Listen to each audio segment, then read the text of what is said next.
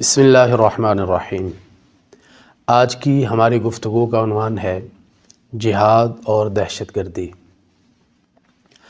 جہاد اللہ تعالیٰ کا حکم ہے جو اہل ایمان پر فرض کیا گیا ہے، اور دہشت گردی وہ جرم ہے کہ جسے کسی بھی صورت میں جائز قرار نہیں دیا جا سکتا اور اس کی حمایت نہیں کی جا سکتی۔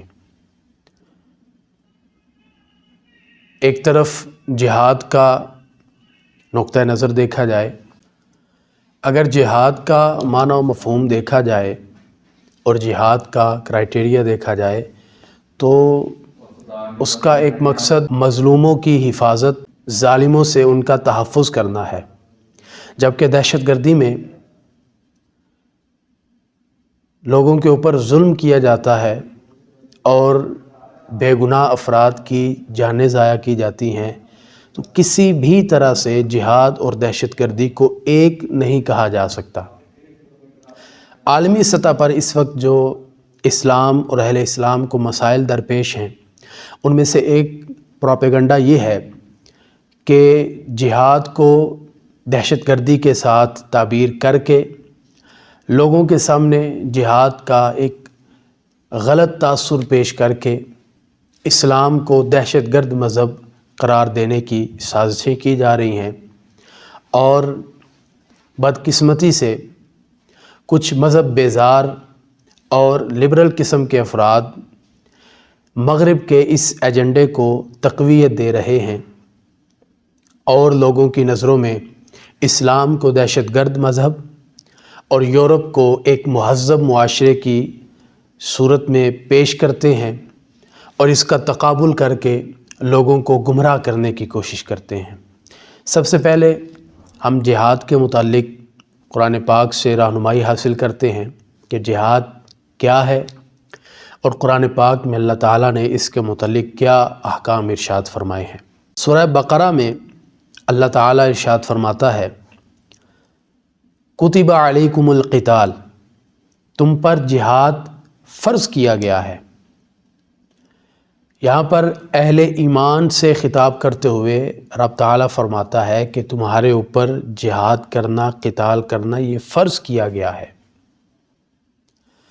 اور یہ کس طرح کا فرض ہے، کب تک فرض ہے، اس کے متعلق ایک دوسرے مقام پر رب تعالیٰ فرماتا ہے، وَقَاتِلُوهُمْ حَتَّى لَا تَكُونَ فِتْنَةٌ وَيَكُونَ الدِّينُ لِلَّهِ، یعنی ان سے جنگ کرو حتیٰ کہ فتنہ باقی نہ رہے اور دین کا نظام صرف اللہ کا رہ جائے۔ یعنی دنیا کے اندر رب تعالیٰ نے جو نظام قائم فرمایا ہے، اس نظام کے مقابلے میں کسی اور کا نظام قابل قبول نہیں ہے۔ اسلام کا نظام ایسا معتدل نظام ہے کہ جس میں ہر جاندار، ہر مذہب اور ہر انسان کی اہمیت کو تسلیم کیا جاتا ہے اور ان کو تحفظ فراہم کیا جاتا ہے۔ ان کی جان، مال اور عزت و آبرو کی حفاظت کی ذمہ داری اسلام اپنی ریاست کے اوپر عائد کرتا ہے کہ اگرچہ کوئی غیر مسلم ہے، کوئی جانور ہے، حتیٰ کہ درخت ہیں، فصلیں ہیں، تو ان کی بھی حفاظت اسلامی ریاست کی ذمہ داریوں میں سے۔ جہاد کا معنی اگر ہم سادہ لفظوں میں دیکھیں تو جو اس کی تعریفات کی گئی ہیں، اس کا ایک مفہوم یہ نکلتا ہے کہ اسلام کی سربلندی کے لیے کوشش کرنا، اسلام کے دفاع کے لیے کوشش کرنا، مظلوموں کی حمایت کے لیے، مظلوموں کو ظلم سے نجات دلانے کے لیے کوشش کرنا، یہ جہاد ہے۔ جہاد کا مقصد صرف اللہ تعالیٰ کی رضا حاصل کرنا ہے اور اسلام کی ترویج و اشاعت کے ساتھ ساتھ مظلوموں کی مدد کرنا ہے۔ اس میں کسی قسم کا کوئی نفسانی خواہش کا عنصر سرے سے موجود ہی نہیں ہے۔ جبکہ دہشت گردی کو اگر دیکھا جائے تو دہشت گردی سراسر نفسانی خواہشات کا ایک پلندہ ہے، جس کے بل بوتے پر لوگوں کی جانیں ضائع کی جاتی ہیں، اموال ضائع کیے جاتے ہیں، اور جان و مال کے ضیاع کے بعد اس ظلم کو ظلم بھی نہیں کہا جاتا۔ جہاد کس قدر ضروری ہے، جہاد کی اہمیت کیا ہے؟ اگر ہم جہاد کا صحیح تصور جو اسلام نے پیش کیا ہے اس کو ذہن میں رکھتے ہوئے اس وقت موجودہ عالمی احوال پر غور کریں تو ہمیں پتہ چلتا ہے کہ دنیا کے وہ ممالک کے جہاں پر اس ملک کے رہائشیوں پر ظلم و بربریت کا بازار گرم کیا جا رہا ہے، اور اس ملک کے مکینوں کے خلاف بیرونی طاقتیں ایسی سازشیں کر رہی ہیں کہ انہیں اپنے ملک میں ہی رہنے پر، اپنے ملک میں رہنے پر بھی، اپنے ملک، اپنے آبا کی زمین میں رہنے کا حق بھی نہیں دیا جا رہا۔ کشمیر کی صورتحال ہمارے سامنے ہے۔ 80 سال کا عرصہ گزرنے والا ہے، آج بھی کشمیر کے اندر کشمیریوں پر جو ظلم و ستم کیا جا رہا ہے، الیکٹرانک، پرنٹ میڈیا اور سوشل میڈیا اس کے عینی شاہد ہیں۔ الیکٹرانک میڈیا، پرنٹ میڈیا اور سوشل میڈیا بھرا پڑا ہے کہ آئے دن نہتے کشمیریوں پر ظلم و بربریت کے پہاڑ توڑے جاتے ہیں، جوان بیٹیوں کے سامنے بوڑھے باپ کو ذبح کیا جاتا ہے، بچوں کے سامنے ان کے والدین کو قتل کر دیا جاتا ہے، عورتوں کی عصمت دری کی جاتی ہے۔ تو یہ جو ظلم و ستم کشمیر کے لوگوں پر کیا جا رہا ہے، اسلام کا تصور جہاد یہ ہے کہ ان مظلوم کشمیریوں کی حفاظت کے لیے اور انہیں ان کا حق دلانے کے لیے ان کی معاونت کرنا اور ظالم کے ساتھ پنجہ آزمائی کرنا، یہ جہاد ہے۔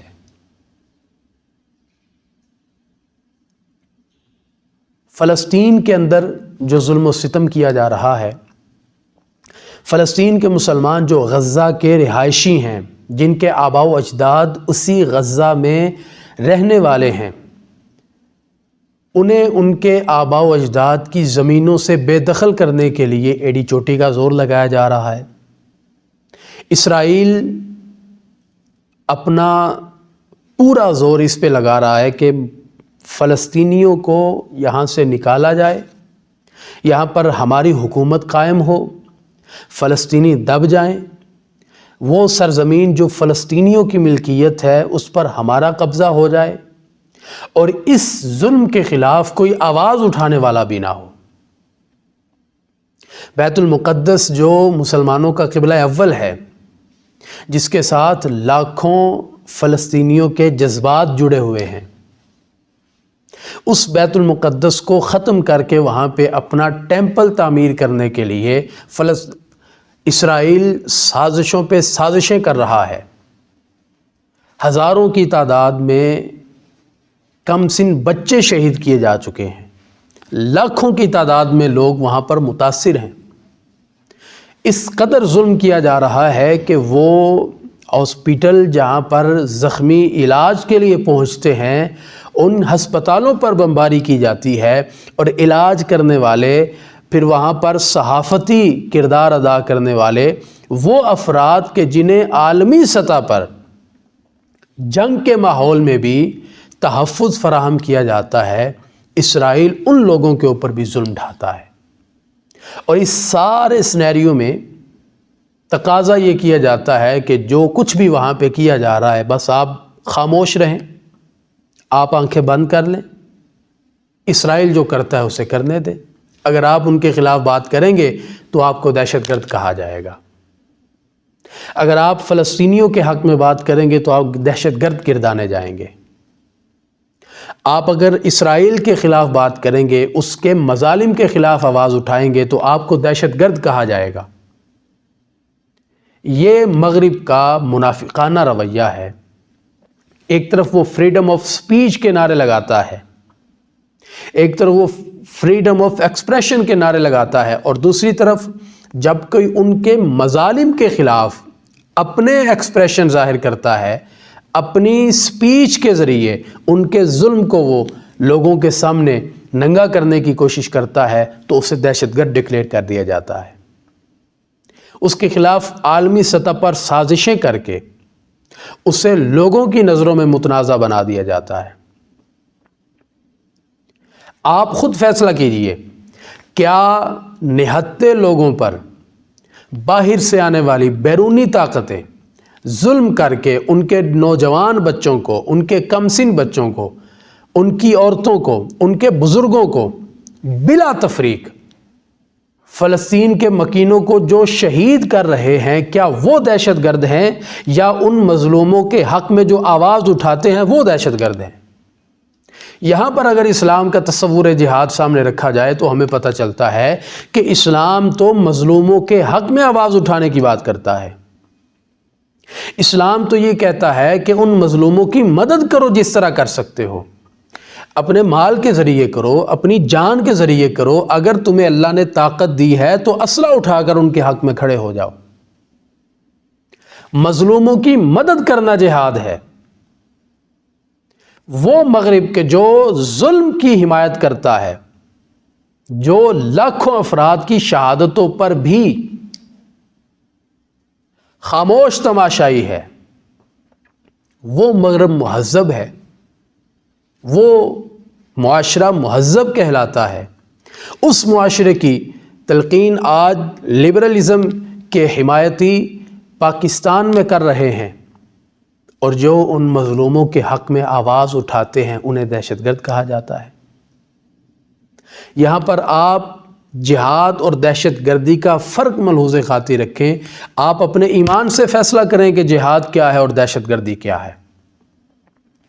آپ ری ایکشن کو دیکھتے ہیں لیکن اس کے پیچھے جو ایکشن ہے اس کو مد نظر رکھیں۔ اگر فلسطینیوں نے، اگر حماس نے اپنی حمایت میں، اپنی حفاظت کے لیے، اپنے دفاع کے لیے ہتھیار اٹھائے ہیں، لوگ انہیں دہشت گرد کہہ رہے ہیں، تو آپ یہ دیکھیے کہ انہیں ہتھیار اٹھانے پر کس نے مجبور کیا ہے۔ اگر حماس کے مجاہدین اسرائیل کے خلاف ہتھیار اٹھا کے میدان میں ہیں تو وہ کسی اور ملک کے خلاف کیوں نہیں نکلے؟ وہ کسی اور کے ساتھ مقابلہ کیوں نہیں کر رہے؟ وجہ صرف یہ ہے کہ جو ان کے ساتھ ظلم کرے گا وہ اس کے خلاف کھڑے ہوں گے۔ افغانستان میں اگر دیکھا جائے، طالبان نے اگر مقابلہ کیا، وہ ری ایکشن سب کو نظر آتا ہے، لیکن روس اور امریکہ نے افغانستان میں جو مظالم ڈھائے تھے وہ کسی کو نظر نہیں آتے۔ اپنے ظلم سب کو بھول جاتے ہیں، اور جب کوئی مظلوم اپنے حق میں آواز بلند کرتا ہے یا کوئی کسی مظلوم کی حمایت میں آواز بلند کرتا ہے تو انہیں دہشت گرد کہا جاتا ہے۔ کیا مظلوموں کے حق میں آواز اٹھانا دہشت گردی ہے؟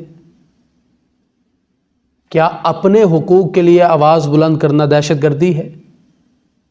کیا وہ کشمیری جو ہزاروں کی تعداد میں شہید ہو چکے ہیں اپنے وطن کے لیے، اپنی آزادی کے لیے، اپنے حق کے لیے، کیا وہ دہشت گرد ہیں؟ جو فلسطین میں شہید ہوئے کیا وہ دہشت گرد ہیں؟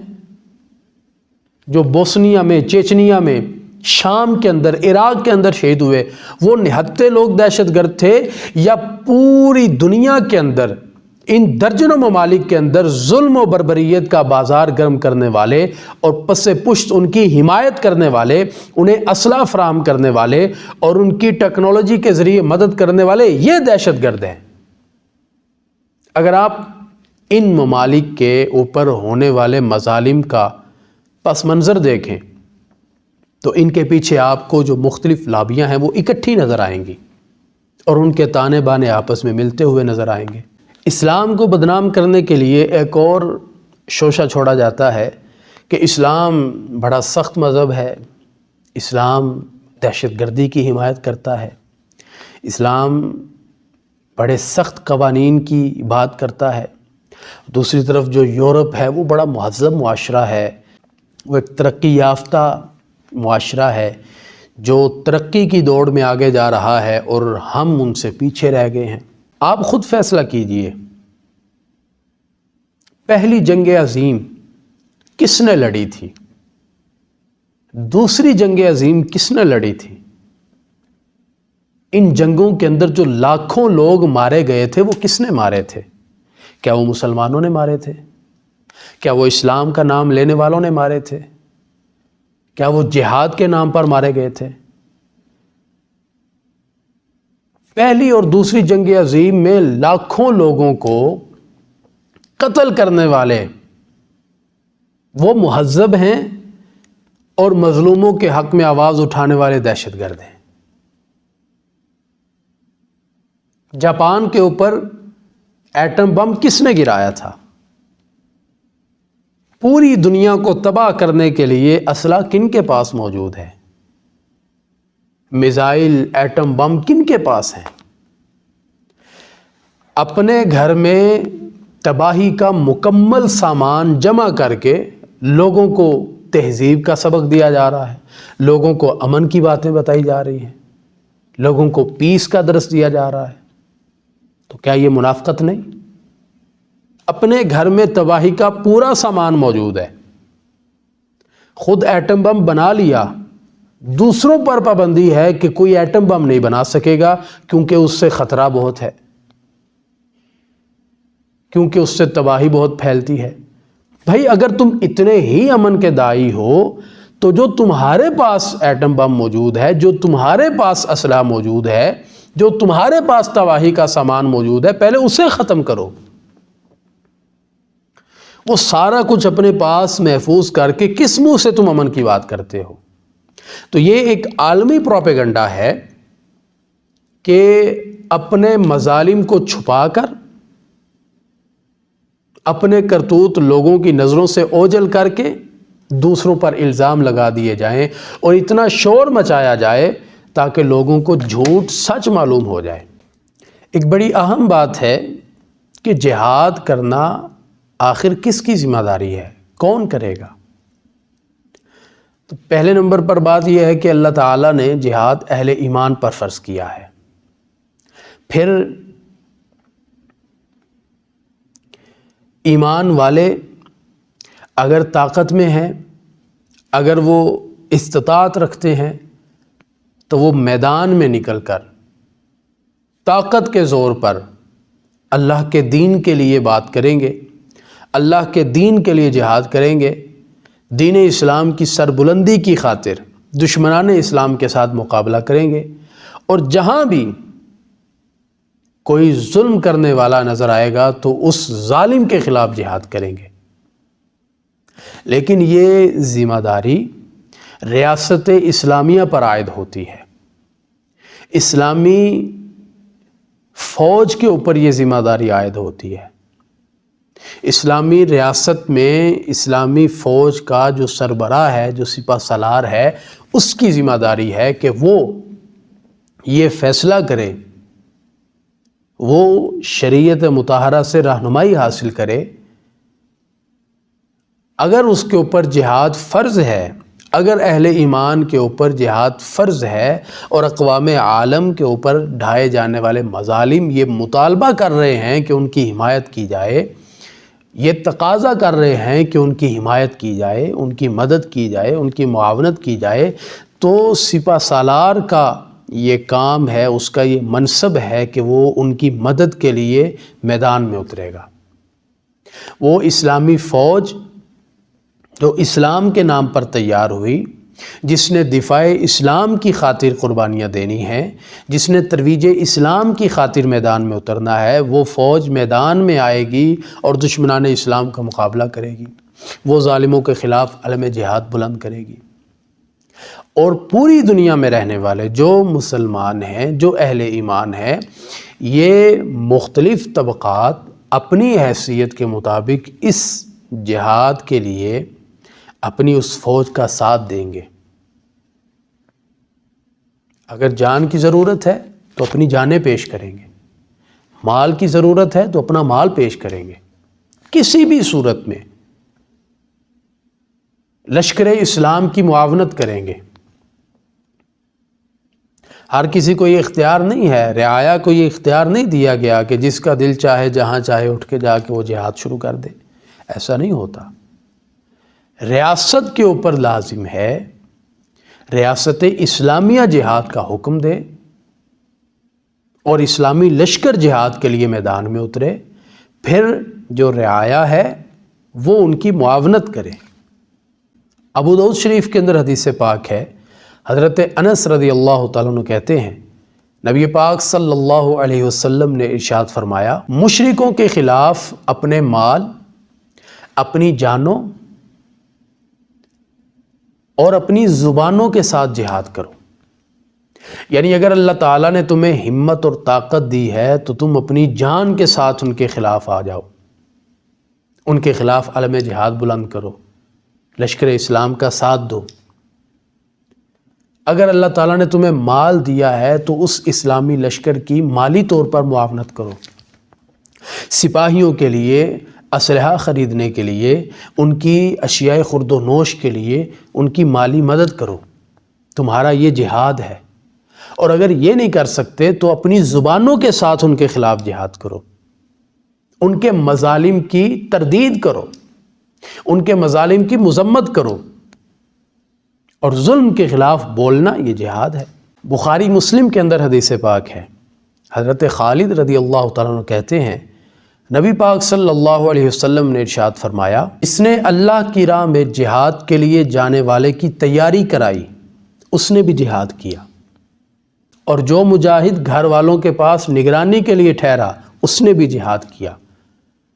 یعنی اپنی بساط کے مطابق، اپنی ہمت کے مطابق جہاد کا جذبہ رکھتے ہوئے مجاہدین کی معاونت کرو جس طرح بھی ہو سکتی ہے، اللہ تعالیٰ جہاد کا اجر عطا فرمائے گا۔ اور آخر میں یہ بات انتہائی اہم ہے کہ اقوام عالم عالمی سطح پر جہاد کے خلاف جتنا مرضی پروپیگنڈا کیا جائے، اسلام کو دہشت گرد مذہب قرار دینے کے لیے جتنی مرضی سازشیں کی جائیں، ہم جہاد کا تذکرہ کرنے سے باز نہیں آ سکتے۔ ہم جہاد کی بات کو کبھی پس پشت نہیں ڈالیں گے، کیونکہ یہ اللہ کا حکم ہے، اس کا انکار کرنا یہ کفر ہے۔ یورپ نے اپنی راہیں ہموار کرنے کے لیے مرزا قادیانی کو جب لانچ کیا تو اس نے یورپ کی مدد کرتے ہوئے جہاد کے خلاف بات کرنا شروع کر دی اور کہا کہ جہاد کی اب کوئی ضرورت باقی نہیں ہے۔ حالانکہ نبی پاک صلی اللہ علیہ وسلم ارشاد فرماتے ہیں کہ جہاد قیامت تک جاری رہے گا۔ حضرت عیسیٰ روح اللہ علیہ السلام بھی جب دنیا میں دوبارہ تشریف لائیں گے تو آپ بھی جہاد فرمائیں گے۔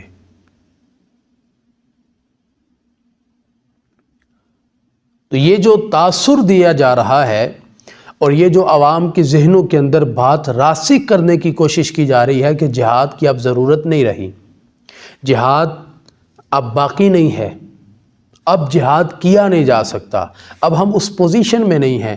بھئی پوزیشن اسلام واضح کر کے بتا رہا ہے، اگر تمہارے پاس طاقت ہے تو تم اپنی طاقت استعمال کرو، اگر اللہ نے تمہیں مال دیا ہے تو تم اپنا مال استعمال کرو، اگر تم ہمت نہیں رکھتے تو کم از کم اپنی زبان استعمال کرو، کفر کے خلاف بات کرو، ظلم کے خلاف آواز اٹھاؤ، مظلوم کی حمایت کرو، یہ تمہارا جہاد ہے۔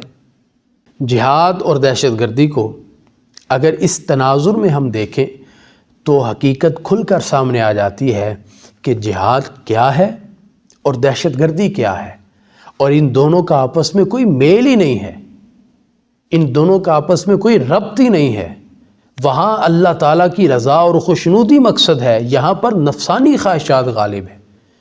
جہاد یہ سکھاتا ہے کہ اگر لشکر اسلام کسی علاقے میں داخل ہو جائے تو عورتوں کو نقصان نہیں پہنچانا، جو سپاہی ہتھیار پھینک دیں انہیں تکلیف نہیں پہنچانی، بچوں کو نقصان نہیں پہنچانا، جانوروں کو قتل نہیں کرنا، حتیٰ کہ فصلوں کو بھی نقصان نہیں پہنچانا۔ جو مذہب اس قدر امن کی بات کرتا ہو، وہ جہاد جسے دہشت گردی سے تعبیر کیا جا رہا ہے، اس جہاد کے لیے جانے والے مجاہدین کو تلقین کی جا رہی ہے کہ تم نے ہتھیار پھینکنے والے سپاہی کو نہیں مارنا، عورتوں کو نہیں مارنا، بچوں کو نہیں مارنا، فصلوں کا نقصان نہیں کرنا، حتیٰ کہ غیر مسلموں کی عبادت گاہوں کو بھی تکلیف نہیں پہنچانی، حتیٰ کہ غیر مسلموں کی عبادت گاہوں کو بھی نقصان نہیں پہنچانا۔ جو جہاد اس قدر امن والا ہے، جو جہاد اس قدر رواداری کا درس دیتا ہے، اس جہاد کو دہشت گردی کہا جا رہا ہے، اور وہ مظالم جو دہشت گردی کے اور وہ دہشت گردی جو امن کے نام پہ، جو پیس کے نام پہ دنیا میں پھیلائی جا رہی ہے، اس کی حمایت کی جا رہی ہے اور اس کا دفاع کیا جا رہا ہے، تو یہ منافقت کفار اور ان کے ہم نوا کر رہے ہیں۔ ہمیں اللہ تعالیٰ نے یہ توفیق بخشی ہے کہ ہم حق بات کرتے ہیں، جبکہ مسلمان کو یہ چاہیے کہ وہ حق بات کرے اور حق کی حمایت کرے، کسی بھی مصلحت کا شکار ہو کر حق کی مخالفت نہ کرے۔ اللہ تعالیٰ ہمیں دشمنان اسلام کے مقابلے میں اسلام کو سمجھنے کی اور ان کے حملوں کا تدارک کرنے کی توفیق نصیب فرمائے۔ آمین۔ آخر دعوانا الحمدللہ رب العالمین۔